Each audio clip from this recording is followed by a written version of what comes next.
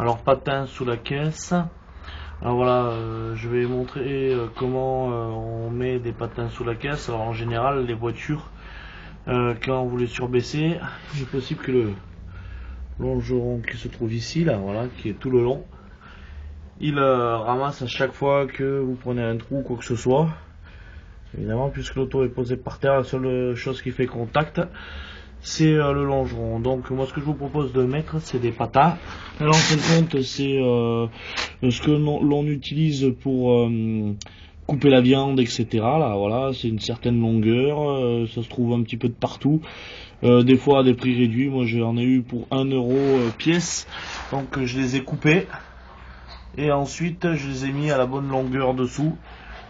Voilà, donc ce qui permet que, en fin de compte, quand la voiture va glisser, ça va glisser sur le patin et non sur le longeron. Donc on va bien faire attention aussi de faire les trous d'évacuation tous les 20 cm.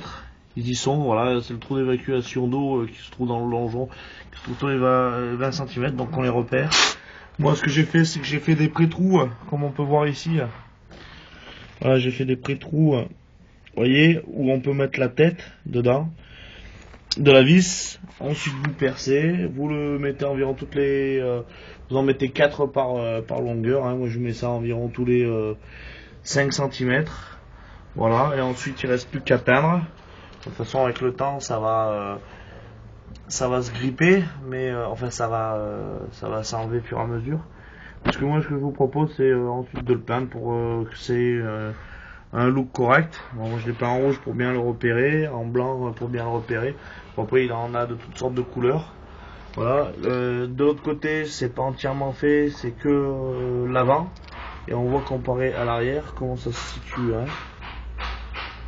Attention, on va voir. Voilà. Des trous d'évacuation d'eau comme je signifiais.